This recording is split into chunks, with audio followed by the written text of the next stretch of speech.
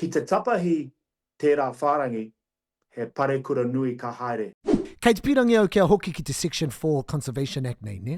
Ko koe te tahi I mahi nui kia angitu te iwi Māori. Mena kei te pirangi a Aotearoa tuatahi a Act, etahi o hoa roto I a nahinara ki te poro I nei wahanga, I roto I nei ture, ka pēhea tō aukati I tērā. Tō mātou whāinga, te whakaritirite mai, he aha te whakatinanatanga o tērā whārangi. Ki te tapahi tērā whārangi, he pare kura nui ka haere.